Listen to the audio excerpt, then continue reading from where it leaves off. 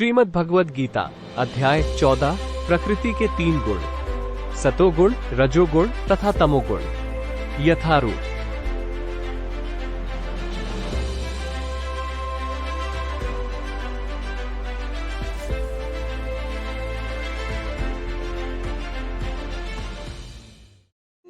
भक्तगणों, आज के इस वीडियो में हम सुनेंगे भगवान कृष्ण के मुख से निकली अमृतवाणी श्रीमद् भगवद गीता का अध्याय 14 यथारूप में। सभी श्लोकों को आप संस्कृत में स्क्रीन पे देख सकेंगे और उसका अर्थ सुन सकेंगे। अगर आप इस प्रकार के वीडियो के नियमित अपडेट पाना चाहते हैं तो हमारे चैनल कृष्ण भावना को सब्सक्राइब करें और बेल आइकन पर क्लिक करें। तो आइए प्रारंभ करते हैं श्रीमद् भगवद गीता अध्याय 14। भगवान ने कहा, अब मैं तुमसे समस्त ज्ञानों में सर्वश्रेष्ठ इस परम ज्ञान को पुनः कहूंगा, जिसे जान लेने पर समस्त मुनियों ने परम सिद्धि प्राप्त की है। इस ज्ञान में स्थिर होकर मनुष्य मेरी जैसी दिव्य प्रकृति को प्राप्त कर सकता है। इस प्रकार स्थित हो जाने पर वो न तो सृष्टि के समय उत्पन्न होता है और न प्रलय के समय विचलित होता है। हे भरत पुत्र, ब्रह्म नामक भौतिक वस्तु जन्म का स्रोत है और मैं इसी ब्रह्म को गर्भ से करता हूँ, जिससे समस्त जीवों का जन्म होता है। हे कुंती पुत्र, तुम ये समझ लो कि समस्त प्रकार की जीव योनियां इस भौतिक प्रकृति में जन्म द्वारा संभव है और मैं उनका बीज प्रदाता पिता हूँ। भौतिक प्रकृति 3 गुणों से युक्त है। ये है सतो, रजो तथा तमोगुण। हे महाबाहु अर्जुन, जब शाश्वत जीव प्रकृति के संसर्ग में आता है तो वो इन गुणों से बंध जाता है। हे निष्पाप, सतोगुण अन्य गुणों की अपेक्षा अधिक शुद्ध होने के कारण प्रकाश प्रदान करने वाला और मनुष्यों को सारे पाप कर्मों से मुक्त करने वाला है। जो लोग इस गुण में स्थित होते हैं वे सुख तथा ज्ञान के भाव से बंध जाते हैं।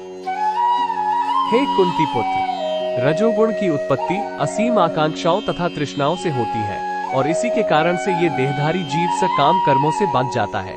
हे भरत पुत्र, तुम जान लो कि अज्ञान से उत्पन्न तमोगुण समस्त देहधारी जीवों का मोह है। इस गुण के प्रतिफल पागलपन, आलस तथा नींद है, जो बद्ध जीव को बांधते हैं। हे भरत पुत्र, सतोगुण मनुष्य को सुख में बांधता है, रजोगुण सकाम कर्म से बांधता है और तमोगुण मनुष्य के ज्ञान को ढककर उसे पागलपन से बांधता है। हे भरत पुत्र, कभी कभी सतोगुण रजोगुण तथा तमोगुण को परास्त करके प्रधान बन जाता है, तो कभी रजोगुण सतो तथा तमोगुणों को परास्त कर देता है और कभी ऐसा होता है कि तमोगुण सतो तथा रजोगुणों को परास्त कर देता है। इस प्रकार श्रेष्ठता के लिए निरंतर स्पर्धा चलती रहती है। सतोगुण की अभिव्यक्ति को तभी अनुभव किया जा सकता है जब शरीर के सारे द्वार ज्ञान के प्रकाश से प्रकाशित होते हैं। हे भरतवंशियों में प्रमुख, जब रजोगुण में वृद्धि हो जाती है तो अत्यधिक आसक्ति, सकाम कर्म, गहन उद्यम तथा अनियंत्रित इच्छा एवं लालसा के लक्षण प्रकट होते हैं। जब तमोगुण में वृद्धि हो जाती है तो हे कुरुपुत्र, अंधेरा, जड़ता, प्रमत्ता तथा मोह का प्राकट्य होता है। जब कोई सतोगुण में मरता है तो उसे महर्षियों के विशुद्ध उच्चतर लोकों की प्राप्ति होती है। जब कोई रजोगुण में मरता है तो वो सकाम कर्मियों के बीच जन्म ग्रहण करता है और जब कोई तमोगुण में मरता है तो वो पशु योनि में जन्म धारण करता है। पुण्य कर्म का फल शुद्ध होता है और सात्विक कहलाता है, लेकिन रजोगुण में संपन्न कर्म का फल दुख होता है और तमोगुण में किए गए कर्म मूर्खता में प्रतिफलित होते हैं। सतोगुण से वास्तविक ज्ञान उत्पन्न होता है, रजोगुण से लोभ उत्पन्न होता है और तमोगुण से अज्ञान, प्रमाद और मोह उत्पन्न होता है। सतोगुणी व्यक्ति क्रमशः उच्च लोकों को ऊपर जाते हैं, रजोगुणी इसी पृथ्वीलोक में रह जाते हैं और जो अत्यंत गर्हित तमोगुण में स्थित हैं, वे नीचे नरक लोकों को जाते हैं। जब कोई यह अच्छी तरह जान लेता है कि समस्त कार्यों में प्रकृति के 3 गुणों के अतिरिक्त अन्य कोई करता नहीं है और जब वह परमेश्वर को जान लेता है जो इन 3 गुणों से परे है, तो वह मेरे दिव्य स्वभाव को प्राप्त होता है। जब देहधारी जीव भौतिक शरीर से संबद्ध इन 3 गुणों को लांघने में समर्थ होता है तो वह जन्म, मृत्यु, बुढ़ापा तथा अनेक कष्टों से मुक्त हो सकता है और इसी जीवन में अमृत का भोग कर सकता है। अर्जुन ने पूछा, हे भगवान, जो इन 3 गुणों से परे है वो किन लक्षणों के द्वारा जाना जाता है?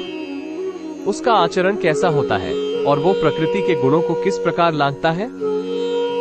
भगवान ने कहा, हे पांडुपुत्र, जो प्रकाश, आसक्ति तथा मोह के उपस्थित होने पर न तो उनसे घृणा करता है और न लुप्त हो जाने पर उनकी इच्छा करता है, जो भौतिक गुणों की इन समस्त प्रक्रियाओं से निश्चल तथा अविचलित रहता है, और यह जानकर कि केवल गुण ही क्रियाशील है, उदासीन तथा दिव्य बना रहता है, जो अपने आप में स्थित है और सुख तथा दुख को एक समान मानता है, जो मिट्टी के ढेले, पत्थर एवं स्वर्ण के टुकड़े को समान दृष्टि से देखता है, जो अनुकूल तथा प्रतिकूल के प्रति समान बना रहता है, जो धीर है और प्रशंसा तथा बुराई, मान तथा अपमान में समान भाव से रहता है, जो शत्रु तथा मित्र के साथ समान व्यवहार करता है और जिसने सारे भौतिक कार्यों का परित्याग कर दिया है, ऐसे व्यक्ति को प्रकृति के गुणों से अतीत कहते हैं।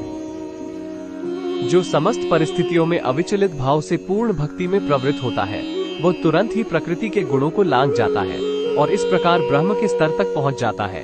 और मैं ही उस निराकार ब्रह्म का आश्रय हूँ, जो अमर्त्य, अविनाशी तथा शाश्वत है और चरम सुख का स्वाभाविक पद है। इसी के साथ श्रीमद् भगवद गीता का अध्याय 14 समाप्त होता है।